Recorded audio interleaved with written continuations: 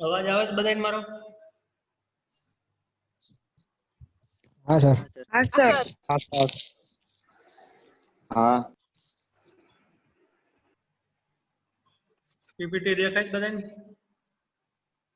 हाँ हाँ सर। हाँ हाँ ફાર્મેકોલોજી નું કાલે જેટલું ચાલ્યું એટલી નોટ લખી બધાએ? हाँ हाँ सर। हाँ हाँ सर। ઓકે.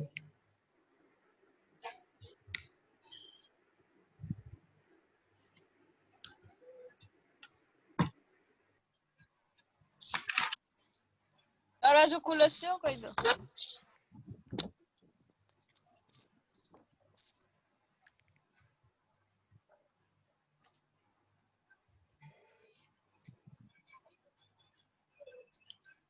મારી સ્ક્રીન ઉપર કોણ કોણ અત્યારે પ્રેઝન્ટ છે એનું લિસ્ટ બતાવે છે. એ તમારા બધાને ફોનમાં બતાવે છે? नहीं। हाँ हाँ हाँ सर। हाँ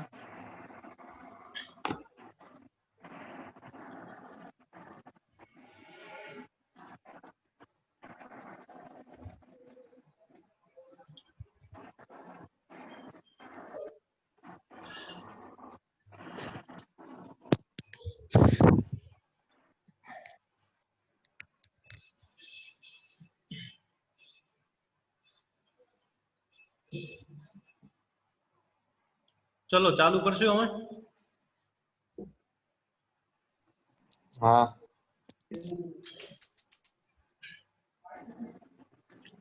કાલે આપણે ઇન્ટ્રોડક્શન ઓફ ફાર્મેકોલોજી જોયું. એમાં ડેફિનેશન ઓફ ફાર્મેકોલોજી, ત્યારબાદ ડ્રગ્સ ની definition, pharmacokinetics, pharmacodynamics, therapeutic, toxicology, chemotherapy, pharmacy. આટલી જે છે ડેફિનેશન જોઈએ. એના પછી સોર્સ ઓફ ડ્રગમાં નેચરલ સોર્સ ની અંદર પ્લાન્ટ, એનિમલ, મિનરલ માંથી કઈ કઈ મેડિકેશન બને છે, માઇક્રો ઓર્ગેનિઝમ માંથી, ત્યારબાદ હ્યુમન અને સિન્થેટિક મેડિકેશન ના સોર્સ જોયા. હવે જે વાત છે તે રૂટ ઓફ ડ્રગ એડમિનિસ્ટ્રેશન ની છે. આગળ આપણે જેટલું ભણ્યા એમાં બધાને ખબર પડી ગઈ? हाँ सर। हाँ हाँ सर। हाँ सर। चलो, route of drug administration. Drug may be administered by a various route. The choice of the route in a given patient depend on the properties of the drug and the patient requirements. A knowledge of advantages and disadvantages of the route drug administration is essential. ઘણા બધા અલગ અલગ રૂટથી medication અપાતી હોય છે અને ઘણા બધા રૂટ જે છે એ દરેકના સ્પેસિફિક એડવાન્ટેજીસ અને ડિસએડવાન્ટેજીસ હોય છે, જે આપણે આમાં જોવાના છીએ. The routes can be broadly divided into ત્રણ વસ્તુની અંદર રૂટને ડિવાઈડ કરવામાં આવ્યા. તો કે એન્ટ્રલ ફર્સ્ટ, સેકન્ડ છે પેરેન્ટ્રલ અને લોકલ રૂટ્સ. જો આ ત્રણેય રૂટને આપણે આગળ ડિસ્કસ કરવાના છીએ, એન્ટ્રલ, પેરેન્ટ્રલ અને લોકલ. એન્ટ્રલ ઓરલી કે જે અધર કેવિટી દ્વારા ડાયરેક્ટ આપી શકાય છે, પેરેન્ટ્રલ એટલે આઈવી દ્વારા, અને લોકલી મીન્સ બહારથી આઉટસાઇડ સ્કિનમાં જે એપ્લાય કરી, that is local application.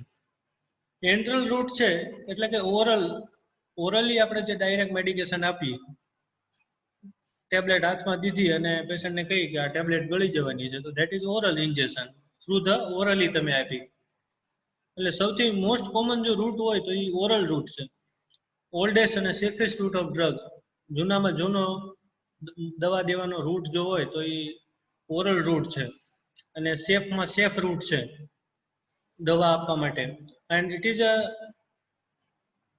administer the large surface area of the gastrointestinal tract, and the mixing of its content and the difference in the pH different part of the gut help to effective absorption of the drug given orally.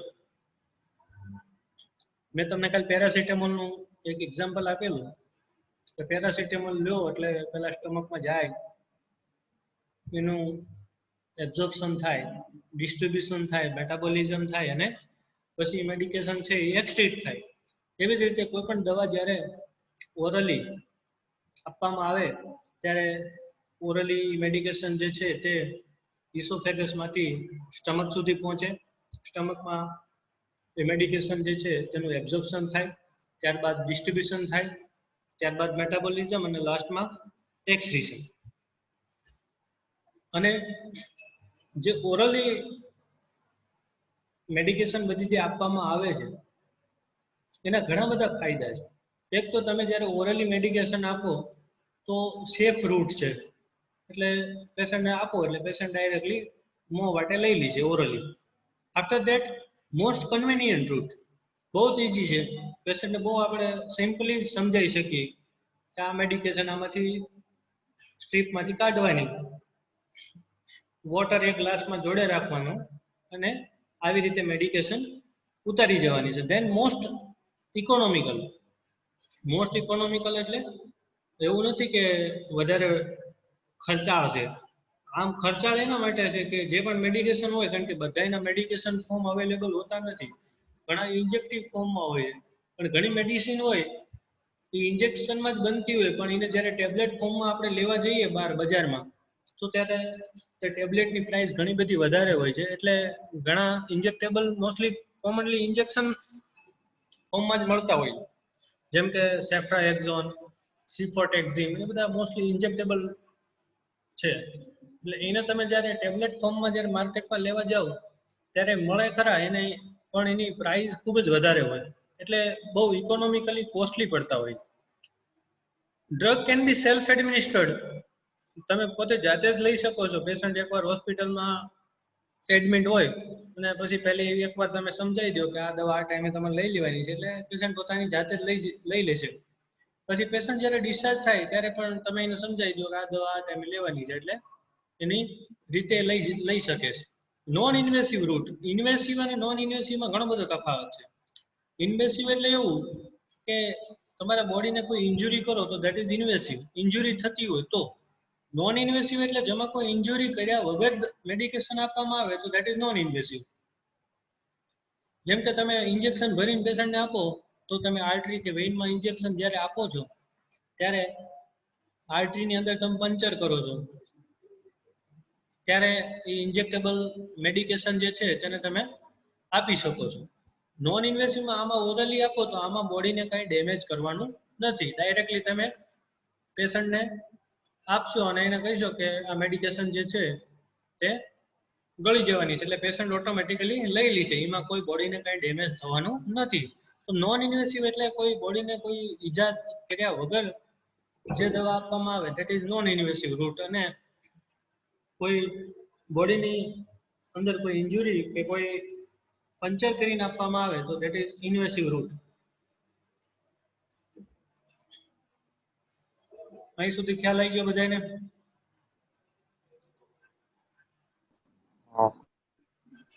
હા sir. હા sir. Okay. Disadvantages. Orally જે medication આપવામાં આવે છે એના કયા કયા disadvantages છે? તો કે onset of the action is slower as a absorption needs a time. પહેલો ડિસએડવાન્ટેજ એ છે કે તમે જ્યારે ઓરલી મેડિકેશન આપો છો ત્યારે એ મેડિકેશન પહેલા તમે ઓરલી પેશન્ટને આપો ત્યારે ઇસોફેગસમાં જાય, ત્યાંથી સ્ટમકમાં જાય, સ્ટમકમાં એ એબ્ઝોર્બ થાય, એટલે ઘણો બધો ટાઈમ લાગે. તમે દવા આપો એટલે તરત ને તરત એની અસર ન આવે. 20 થી 25 મિનિટ મિનિમમ લાગે એ ડ્રગની એક્શનને ચાલુ થતા. એટલે onset of action is slower and absorption needs a time. અને ડ્રગને એબ્ઝોર્બ થવા માટે ટાઈમ લાગે. એટલે આ એક એનો ડિસએડવાન્ટેજીસ છે. આમાં તરત તમને રિઝલ્ટ મળે નહીં. It is irritant and unpalatable drugs can not be administered. કોઈ ઇરિટન્ટ ડ્રગ હોય અને બહુ મોટી ટેબ્લેટ કે મોટી કેપ્સ્યુલ્સ હોય તો ઘણીવાર થ્રોટમાં ફસાઈ જાય કે એવા પ્રોબ્લેમ થાય તો એડમિનિસ્ટર કરવામાં ઘણીવાર ઇન્જુરી કે એવું કંઈ થાય અથવા પેશન્ટ જે છે એને સ્વેલોઈંગ પ્રોબ્લેમ થાય તો એ ટાઈમે પણ આ દવાનો એક ડિસએડવાન્ટેજીસ છે. Some drug may not be absorb due to certain physical characteristic. Example streptomycin. એટલે ઘણી મેડિકેશનો એવી હોય કે ફિઝિકલ કેરેક્ટરિસ્ટિકના કારણે એને કોઈ બીજા ઇન્જેક્ટેબલ બહારથી ચાલતા હોય અને તમે એ ટેબ્લેટ આપો તો એના બોડીમાં એબ્ઝોર્બ થાય નહીં અને એની એક્શન જ બતાવે નહીં. અથવા કોઈ દવા એવી હોય કે તમે લાંબો ટાઈમ લેતા હોય તો એનો રેઝિસ્ટન્સ આવી ગયો હોય. રેઝિસ્ટન્સ આવી ગયો હોય એટલે એની એક્શન થઈ શકે નહીં. They may be irregularities in absorption. એટલે જે પણ મેડિકેશન છે એની રેગ્યુલરલી એબ્ઝોર્પ્શન ના થાય તો પણ એની એક્શન કે તમને એનું રિઝલ્ટ મળે નહીં. Irritation to the GI tract, gastrointestinal tract may lead to vomiting. ઘણીવાર દવા ગળી ગયા પછી ઘણા પેશન્ટને વોમિટિંગ, નોઝિયા પણ થાય. કારણ કે ઘણી દવા તાસીર મુજબ ઘણા બધાને આવતી ના હોય એટલે એના કારણે પેશન્ટને વોમિટિંગ સેન્સેશન પણ થાય. કાં તો દવાનો ડોઝ વધારે હોય, કાં તો પેશન્ટને કોઈ મેડિકેશનથી એલર્જી હોય. Some drug may be destroy by the gastric juice. Gastric juice જે છે તે એસિડિક હોય છે અને એની પીએચ 5 ની આસપાસ રહેતી હોય છે. એટલે ઇન્સ્યુલિન જે છે એ હંમેશા સબક્યુટેનિયસલી જ આપણે આપીએ છીએ. એમાં સબક્યુટેનિયસલી આપીએ છીએ કે જો તમે ઇન્સ્યુલિનને ઓરલી આપો તો આપણું ગેસ્ટ્રિક જ્યુસ જે છે એ તો એસિડિક છે. એટલે ઇન્સ્યુલિન જે છે એને બોડીમાં એબ્ઝોર્બ થવા દેશે નહીં અને જે ગેસ્ટ્રિક જ્યુસમાં જે એસિડ છે હાઇડ્રોક્લોરિક એસિડ તે ઇન્સ્યુલિનને ડિસ્ટ્રોય કરી નાખશે. એટલે ઇન્સ્યુલિનની જે ઇફેક્ટ આવવી જોઈએ એ ઇફેક્ટ આવશે નહીં. એટલે આપણે ઇન્સ્યુલિનને સબક્યુ આપીએ છીએ. Can not be given to the unconscious and uncooperative patient. બીજો ડિસએડવાન્ટેજ ઓરલ મેડિકેશનનો એ છે કે કોઈ પેશન્ટ અનકોન્શિયસ હોય, પેશન્ટ વેન્ટિલેટર ઉપર હોય અને પેશન્ટ ખૂબ ધમપછાડા કરતું હોય તો એવા પેશન્ટને તમે આ મેડિકેશન આપી શકતા નથી. Some drug may under extensive first pass metabolism in the liver.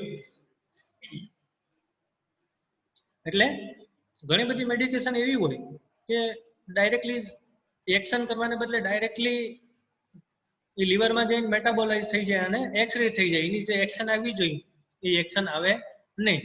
Patient May forget to take the tablet which is practical problem. જો કોઈ પેશન્ટને બીજો કોઈ પ્રેક્ટિકલ પ્રોબ્લેમ હોય, મીન્સ ટોન્સિલાઇટિસ થઈ ગયું હોય કે અધર કોઈ પેશન્ટને પ્રોબ્લેમ હોય તો પેશન્ટ ઓરલ મેડિકેશન લઈ શકતું નથી. એક્ઝામ્પલ તરીકે કોઈ પેશન્ટને માઉથ સર્જરી કરાવી અથવા પેશન્ટને ટોન્સિલાઇટિસ હતું તો ટોન્સિલાઇટિસની સર્જરી કરાવી થ્રોટની તો એવા પેશન્ટને ક્યારે મેડિકેશન આપી શકાય નહીં અથવા એ પેશન્ટ મેડિકેશન લઈ પણ ના શકે તો એ પણ એક એનો ડિસએડવાન્ટેજીસ છે. તો આટલી કન્ડિશન જે અહીંયા છે 1 to 9 આ બધી જે ક્રાઇટેરિયા બતાવ્યા છે બધા ડિસએડવાન્ટેજીસ છે ઓરલ મેડિકેશનના.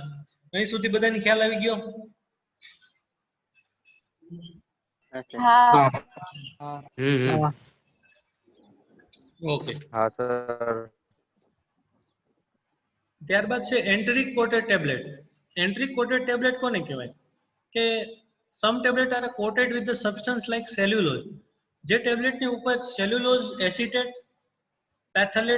પેથેલેન, ગ્લુટેન આ બધાના કવર ચડાયેલા હોય તેને એન્ટ્રિક કોટેડ ટેબ્લેટ કહેવાય છે. Which are not digested by the gastric acid but get disintegrated in the alkaline juice of the intestine. આવી મેડિકેશન જે રહી એની ઉપર એવું કોટિંગ ચડાવવામાં આવેલું હોય છે, વ્હાઇટ કલરનું, રેડ કલરનું. જે લોકો તમે દવા જોવો તો ઘણી દવા ઉપર પીળા કલરની હોય તો પીળા કલરનું કોટિંગ ચડાવેલું હોય, લાલ કલરનું હોય. અલગ અલગ ઘણા બધા ડિફરન્ટ ટાઈપના કલર કોડિંગ ચડાવેલા હોય. એ બધી કલરફુલ જે દવા હોય એની ઉપર આ સેલ્યુલોઝ, એસિટેટ, પેથલેટ અને ગ્લુટેનના કવર ચડાવવામાં આવે જેને એન્ટ્રી કોટેડ ટેબ્લેટ કહેવામાં આવે છે. જો એ ટેબ્લેટ ઉપર આ કવર ચડાવવામાં ન આવે તો જ્યારે એ મેડિકેશન પેશન્ટ લે ત્યારે નીચે સ્ટમકમાં જાય ત્યારે હાઇડ્રોક્લોરિક એસિડ જે છે તે એને ડિસ્ટ્રોય કરી નાખે, એટલે મેડિકેશનની જે ઇફેક્ટ આવી જોઈએ એ આવતી નથી. એટલે આ મેડિકેશન જે છે એની ઉપર એન્ટ્રી કોટેડ નું કવર ચડાવવામાં આવે છે, જેથી કરીને ગેસ્ટ્રિક જ્યુસ દ્વારા આ મેડિકેશન ડિસ્ટ્રોય થતી નથી અને ઇન્ટેસ્ટાઇનની અંદર આલ્કલાઇન જ્યુસ હોય ત્યાં સુધી પહોંચી શકે અને આલ્કલાઇન પીએચ ની અંદર આ જે એન્ટ્રી કોટેડ ટેબ્લેટ છે ત્યાં પહોંચી અને ત્યાં એની એક્શન ચાલુ કરી શકે. કારણ કે ઇન્ટેસ્ટાઇન પહેલા તો સ્ટમક આવે, એટલે સ્ટમકમાં જ ગેસ્ટ્રિક એસિડ રહેલો હોય, ઇન્ટેસ્ટાઇન સુધી પહોંચવા માટે એને સ્ટમકમાંથી નીકળવું જ પડે મેડિકેશન. એટલે ઇન્ટેસ્ટાઇન સુધી પહોંચવા માટે એની ઉપર આ સેલ્યુલોઝ એસિટેટ, પેથલેટ અને ગ્લુટેનના કોટેડ કવર ચડાવવા પડે. This will be prevent a gastric irritation. શું લેવા ચડાવવા જોઈએ? તો એક તો કે ગેસ્ટ્રિક ઇરિટેશન ના થવા દે. સેકન્ડ નંબર ઉપર avoid the destruction of the drug by the stomach. એટલે સ્ટમક જે છે એ આ મેડિકેશનને ડિસ્ટ્રોય ના કરી નાખે, ડિસ્ટ્રક્શન ના કરી નાખે, સાવ યુઝલેસ ના થઈ જાય અને બોડીમાંથી રિમૂવ ના કરી નાખે. Provide a higher concentration of the drug in the small intestine. અને આ મેડિકેશન હાઈ કન્સન્ટ્રેશનમાં સ્મોલ ઇન્ટેસ્ટાઇન સુધી પહોંચી શકે તે માટે આનું કવર ચડાવવું પડે. ફોર્થ નંબર ઉપર slow the absorption and thereby a prolong duration of action. બીજી એક વાત એ છે કે આ કોટેડ કવર ચડાવેલું હોય તો ધીરે ધીરે આ મેડિકેશન એબ્ઝોર્બ થશે અને ધીરે ધીરે એની અસર ચાલુ થશે, એટલે લાંબા સમય સુધી આની એક્શન ચાલુ રહે. એટલે એન્ટરિક કોટેડ ટેબ્લેટ ઉપર જે કવર ચડાવવામાં આવે એના આ બધા જ એડવાન્ટેજીસ અને સ્પેસિફિક પ્રિન્સિપલ્સ છે. અહીં સુધી બધાને ખ્યાલ આવી ગયો? હા. હા સર. ચલો, એન્ટરિક કોટેડ ટેબ્લેટ છે એના એડવાન્ટેજીસ અને ડિસએડવાન્ટેજીસ કયા કયા હોય? તો એડવાન્ટેજીસમાં જો વાત કરીએ તો frequency of administration may be reduce. એક તો આ કવર ચડાવેલું હોય તો દવા ઠેઠ ઇન્ટેસ્ટાઇન સુધી પહોંચે એટલે 100% તમારી દવા જે પણ રોગ માટે તમે આપી હોય, જે ડિસીઝ માટે આપી હોય એના માટે ઇફેક્ટિવ સાબિત થાય અને તમારે વારંવાર દવા આપવી પડે નહીં. Therapeutic concentration may be maintained by for the prolonged time, especially when nocturnal symptoms are treated. Means કે તમે અત્યારે એકવાર આપો તો કદાચ 24 કલાક કે 12 કલાક સુધી આની અસર રહે, એટલે વારે ઘડીએ એટલું તમારે મેડિકેશન ના આપવી પડે અને વચ્ચે વચ્ચે 12 કલાકની અસર હોય તો દવા આપ્યાથી લઈ અને 12 કલાક જ્યાં સુધી પૂરી ન થાય ત્યાં સુધી વચ્ચે કોઈ સિમ્ટમ જોવા મળે નહીં અથવા કોઈ સિમ્ટમ ડેવલપ થાય નહીં. નોક્ચ્યુરલ એટલે એવા સિમ્ટમ કે રાત દરમિયાન, નોક્ચ્યુરલ એટલે નાઇટમાં, રાત દરમિયાન પેશન્ટને સાંજે મેડિકેશન આપો તો સવાર પડે ત્યાં સુધી રાત્રે કોઈ સિમ્ટમ ડેવલપ થાય નહીં, એટલે પેશન્ટને રાત્રે કોઈ પ્રોબ્લેમ થાય નહીં અને ડિસીઝ કન્ડિશન જે છે તે કંટ્રોલમાં રહે. ત્યારબાદ ડિસએડવાન્ટેજીસ. કયા કયા ડિસએડવાન્ટેજીસ હોય? તો જે આ કોટેડ એન્ટ્રી કોટેડ ટેબ્લેટ જે છે એની ઉપર જે આ ગ્લુટેનના કવર ચડાવવામાં આવે છે એ ઘણા બધા એક્સપેન્સિવ હોય, એટલે આ મેડિકેશન ખૂબ જ મોંઘી હોય છે, મોર એક્સપેન્સિવ. એ એક એનો ડિસએડવાન્ટેજીસ છે. After that they may be release of the entire amount of the drug in the short time leading to toxicity. બીજો એક આનો ડિસએડવાન્ટેજીસ એ છે કે આ મેડિકેશન જ્યારે આપણે આપીએ છીએ ત્યારે મેડિકેશન સ્ટમક થી લઈને જ્યારે ઇન્ટેસ્ટાઇન સુધી પહોંચે છે ત્યાં દરમિયાન જો એનું જે કોટેડ ચડાવવામાં આવ્યું હોય છે, કોટેડ ઉપર કવર ગ્લુટેનનું, જો એ ડિસ્ટર્બ થઈ જાય તો પેશન્ટને ટોક્સિસિટી થવાના પણ ચાન્સીસ છે, કારણ કે જે ઓલી મેડિકેશન ધીરે ધીરે રિલીઝ થવાની હતી એબ્ઝોર્બ થઈ એ એક સાથે જ રિલીઝ થઈ જશે અને જરૂર કરતાં વધારે પ્રમાણ ત્યાં જ ડિપોઝિટ થઈ જશે ઇન્ટેસ્ટાઇનમાં, એટલે એ ટોક્સિસિટી ડેવલપ કરે. આ એનો ખૂબ જ મોસ્ટ ડિસએડવાન્ટેજીસ છે એન્ટરિક કોટેડ ટેબ્લેટ. અહીં સુધી ખ્યાલ આવી ગયો બધાને? હા સર. હા સર. હા સર. ચલો, પેરેન્ટલ રૂટ. પેરેન્ટલ રૂટ એટલે કેવું કે ભાઈ આપણે ઇન્ટ્રાવિનસલી આ મેડિકેશન આપવાની હોય છે. Route of administration other than the enteral routes are known as a parenteral routes. Means enteral એટલે ઓરલ કરતા બીજો જે રૂટ છે તો એ પેરેન્ટલ રૂટ છે. પેરેન્ટલ રૂટ એટલે સીધું IV માં ઇન્ટ્રાવિનસલી આપણે મેડિકેશન આપવાની હોય છે. Here the drug are directly deliver into the tissue fluid or blood. યા તો ડાયરેક્ટલી ટિશ્યુ ના ફ્લુઇડમાં અથવા ડાયરેક્ટલી જે બ્લડમાં મેડિકેશન આપવામાં આવે તેને પેરેન્ટલ રૂટ કહેવામાં આવે છે. તમને એવું પૂછે કે વોટ ઇઝ પેરેન્ટલ રૂટ, તો parental route it is defined as to administer the drug directly into the tissue fluid or the blood. Advantages kya kya છે આના? Action is more rapid and predictable than oral administration. જે આપણે orally જે દવા આપતા હતા, જે medication orally આપતા હતા એના કરતા તમે ડાયરેક્ટલી ઇન્જેક્શન આપશો તો વિધિન 2 થી 3 સેકન્ડમાં તમને તરત રિઝલ્ટ આપશે, તરત એની એક્શન ચાલુ થઈ જાય. કારણ કે સિસ્ટેમિક સર્ક્યુલેશનમાં એ મેડિકેશન ભળી જાય છે. તમે જે પણ મેડિકેશન આર્ટરી કે વેઇનમાં આપો તો બ્લડ તો સર્ક્યુલેટ થતું જ રહેશે બોડીમાં. એટલે બ્લડની અંદર જે પણ મેડિકેશન ભળી જાય ઇન્જેક્શન દ્વારા એટલે ડાયરેક્ટલી લીવરમાં જાય, લીવરમાં ડાયરેક્ટ એનું મેટાબોલિઝમ થઈ જાય અને હાર્ટમાંથી આખા બોડીના બધા જ ઓર્ગનને એ મેડિકેશન મળી જાય છે. એટલે વિધિન 2 to 3 સેકન્ડમાં એની એક્શન ચાલુ થઈ જતી હોય છે. This route can be employed in the unconscious or uncooperative patient.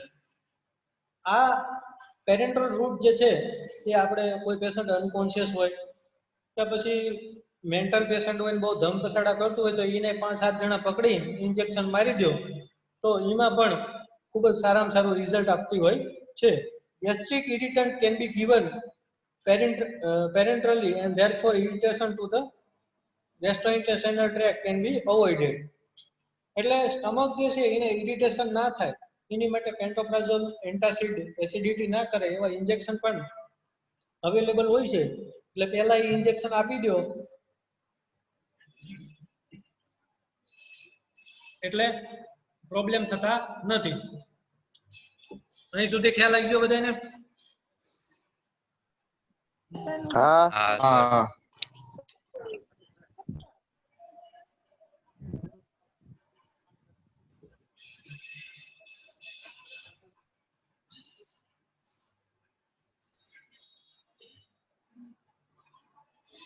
ચલો. Next, it can be used in the patient with vomiting or those unable to swallow.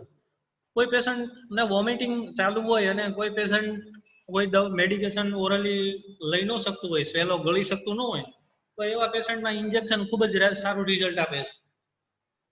In emergency parental route are very useful. Emergency patient આવે તો એને oral medication અપાય નહીં, કારણ કે એ અડધી કલાકે મેડિકેશન એની એક્શન ચાલુ કરે તો પેશન્ટ એક્સપાયર્ડ થઈ જાય. એટલે ઇમરજન્સીમાં પેરેન્ટલ રૂટ જ યુઝ કરવો પડે. Digestion by the gastric and intestinal juice and the first pass metabolism are avoided. એટલે 2 થી 3 પ્રકારના મેટાબોલિઝમ હોય છે. એટલે એમાં જો તમે ઓરલી આપો તો એ 3 મેટાબોલિઝમમાં સ્ટેપ બાય સ્ટેપ મેડિકેશન મેટાબોલિઝ થાય. પણ જો તમે ડાયરેક્ટલી પેરેન્ટલી તમે ડાયરેક્ટલી મેડિકેશન આપો તો ફર્સ્ટ મેટાબોલિઝમ જે છે એને પાસ કરવાનું રહેતું નથી અને ડાયરેક્ટલી સેકન્ડ ને થર્ડ મેટાબોલિઝમ થઈ અને મેડિકેશન ડાયરેક્ટ પોતાની એક્શન ચાલુ કરી દે છે. ડિસએડવાન્ટેજીસ કયા છે તો કે અસેપ્સિસ મસ્ટ બી મેન્ટેન. જ્યારે તમે મેડિકેશન આપો ત્યારે પેશન્ટને જે જગ્યાએ ઇન્જેક્શન આપો છો તે એરિયાને સ્પિરિટથી ક્લીન કરવો ખૂબ જ જરૂરી છે, જેથી કરીને ઇન્ફેક્શન લાગે નહીં, પસ ફોર્મેશન થાય નહીં. ઇન્જેક્શન મે બી પેઇનફુલ.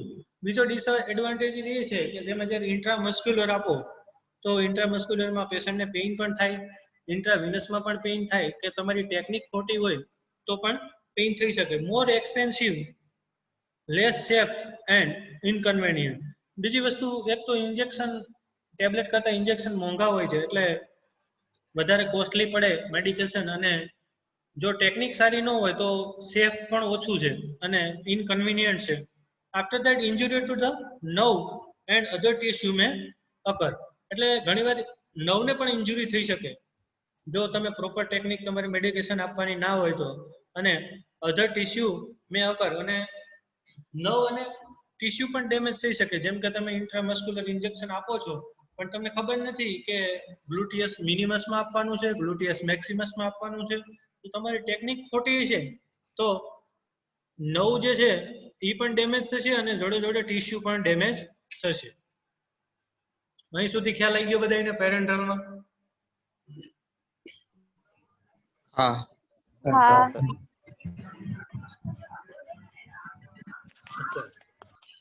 પેરેન્ટલ રૂટમાં શું શું આવે? કેટલી વસ્તુ આવે પેરેન્ટલ રૂટ્સમાં? તો કે પહેલું તો ઇન્જેક્શન, બીજી વસ્તુ ઇન્હાલેશન. ઇન્હાલેશન એટલે આપણે નેબ્યુલાઇઝર આપીએ છીએ, ઇન્હાલ કરી જેવી રીતે શ્વાસ લઈએ છીએ તેવી રીતે ઇન્હાલ્ડ કરવું. ટ્રાન્સડર્મલ, ડર્મલ રૂટ દ્વારા, અને ટ્રાન્સમ્યુકોઝલ રૂટ એટલે થ્રુ ધ મ્યુકોઝા. આ ચાર મેન પેરેન્ટલના રૂટ છે. એમાં પહેલી વસ્તુ આપણે જોઈએ ઇન્જેક્શન. ઇન્જેક્શનમાં પહેલું કયું તો કે ઇન્ટ્રાડર્મલ. કયા લેયરમાં આપવામાં આવે તો કે ડર્મિસ લેયરમાં. ઇન્ટ્રાડર્મલ તો કે ડાયરેક્ટ ડર્મિસ લેયરમાં. The drug is injected into the layer of the skin. Rising a bleb means bleb એટલે જે આપણું નીડલ છે એનો પાર્ટ, એનો આગળનો tip. Rising a bleb, example BCG vaccine test for the allergy. By a multiple puncture of the epidermis through a drop of the drug, example smallpox vaccine. Smallpox vaccine આપવામાં આવે ત્યારે પણ ઘણા બધા આપણે ઇન્ટ્રાડર્મલમાં પંચર કરતા હોઈએ છીએ કે જેથી કરીને એનું એબ્ઝોર્પ્શન ફ્રીક્વન્સી વધે. Only a small quantity can be administered by this route and it may be painful. ઘણા બધા પંચર કરતા હોય એટલે એવો તમારા મનમાં પ્રશ્ન થાય કે એવું કેમ કીધું મલ્ટિપલ પંચર એટલે? મલ્ટિપલ પંચર એટલે એકને એક જગ્યાએ સ્મોલ પોક્સ જે છે શીતળાની રસી એકને એક જગ્યાએ આપી દેવાની નથી. એની અંદર થોડીક એની બાજુની સાઈડ, પછી જે પંચર કર્યું હોય એની બાજુમાં, પછી એની બાજુમાં, એવી રીતે સ્મોલ ક્વોન્ટિટીમાં આપવાની છે જેથી કરીને ડર્મિસ લેયરમાં એનું ધીરે ધીરે એબ્ઝોર્પ્શન થાય તો પેશન્ટને કોઈ એડવર્સ ઇફેક્ટ ન થાય અને એનું કોઈ ખરાબ રિએક્શન આવે નહીં. તો એના માટે ઇન્ટ્રાડર્મલ ખૂબ સેફ રૂટ છે. Only a small quantity can be administer, અને તમે ખૂબ સ્મોલ ક્વોન્ટિટીમાં ઇન્જેક્શન આપી શકો છો. અને ઇટ મે બી પેઇનફુલ, અને આનો દુખાવો પણ થતો હોય છે કારણ કે ડર્મલમાં આપણે આપીએ છીએ એટલે. સબક્યુટેનિયસ ઇન્જેક્શન, જે પણ બધા ઇન્સ્યુલિન ડાયાબિટીસ માટે અપાય છે એ બધા સબક્યુટેનિયસ રૂટમાં અપાય છે. એટલે here the drug is deposited in the subcutaneous tissue. 45 angle 45 એંગલમાં સબક્યુટેનિયસલી આપણે ઇન્સ્યુલિન આપતા હોઈએ છીએ. જોડે હિપેરિન પણ જે કોએગ્યુલન્ટ છે, સોરી એન્ટીકોએગ્યુલન્ટ છે કે બ્લડને ક્લોટ થવા દેતું નથી, તો એ હિપેરિન પણ આપણે સબક્યુટેનિયસ આપતા હોઈએ છીએ જેથી કરીને પેશન્ટને એડવર્સ રિએક્શન ન આવે અને ધીરે ધીરે એબ્ઝોર્બ થાય અને લાંબા સમય સુધી એની એક્શન ચાલુ રહે. As this tissue is less vascular and absorption is slow, આની અંદર વાસ્ક્યુલર ટિશ્યુ ખૂબ ઓછી હોય છે અને એબ્ઝોર્પ્શન અહીંયા સ્લો હોય છે, એટલે ધીરે ધીરે એબ્ઝોર્બ થાય એટલે રિએક્શન આવતું નથી. Largely inform this make drug long acting, એટલે જ આની ધીરે ધીરે એબ્ઝોર્બ થાય છે એટલે અહીંયા સબક્યુટેનિયસમાં તમે મેડિકેશન આપો તો એની અસર લાંબા સમય સુધી ચાલુ રહે. ડિસએડવાન્ટેજીસ કયા કયા છે? Subcutaneous tissue is richly supplied by the nerves. બીજી એક ડિસએડવાન્ટેજીસ મેન એ છે કે સબક્યુટેનિયસમાં એબ્ઝોર્બ તો સ્લોલી થાય છે પણ ત્યાં ઘણી બધી નર્વ આવેલી હોય છે. જો તમે પ્રોપર નોલેજ તમને ન હોય, પ્રોપર ટેકનિક ખબર ન હોય તો કોઈ પણ નર્વને ઇન્જુરી થઈ શકે છે અને હાથમાં ગમે પેરાલિસિસ પણ થઈ શકે. Irritant drug can not be injected. કોઈ ઇરિટન્ટ ડ્રગ હોય તો સબક્યુટેનિયસલી ક્યારેય આપવી જોઈએ નહીં. In a shock absorption is not a dependable because of vasoconstriction. અહીંયા કોઈ આર્ટરી કે વેઇન હોય જેની અંદર ઓક્સિજનનું લેવલ કે કંઈ ઘટી ગયું હોય તો ત્યાં એબ્ઝોર્પ્શન લેવલ ખૂબ ઓછું હોય એટલે ત્યાંની વેસલ્સ જે હોય તે ડાયલેટ થઈ શકતી નથી. ડાયલેટ થાય તો ફ્લુઇડ વધે અને કન્સ્ટ્રિક્ટ થાય તો પ્રેશર વધે, એટલે આમાં કન્સ્ટ્રિક્ટ રહેશે કોઈ પણ વેસલ્સ, એટલે આ પણ એક એનો ડિસએડવાન્ટેજીસ છે. બીજી વસ્તુ, repeated administration at the same time or same site can cause a lipoatrophy resulting erratic absorption. તમે આજે જ્યાં ઇન્સ્યુલિન આપ્યું ત્યાં કાલે બીજી વાર તમે ઇન્સ્યુલિન આપો, પરમ દિવસે પાછું ત્યાંનું ત્યાં આપો તો થોડા સમયમાં એ જગ્યાએ લિપિડ જે હોય, લિપિડની જે ટિશ્યુ હોય ત્યાંના સેલ જે રહે એ નાના થઈ જાય તો એને એટ્રોફી કહેવાય. અને એ પાર્ટ જે છે એની સ્કિન સાવ શ્રિંકેજ થઈ જાય તો અને ત્યાં ફરીથી ક્યારેય એબ્ઝોર્પ્શન નોર્મલ થઈ શકે નહીં. ઇરેક્ટિક એબ્ઝોર્પ્શન એટલે નોર્મલ એબ્ઝોર્પ્શન ડેવલપ થાય નહીં. તો આ પણ એનો એક ખૂબ ડિસએડવાન્ટેજ છે સબક્યુટેનિયસ ઇન્જેક્શનનો. અહીં સુધી ખ્યાલ આવી ગયો બધાને?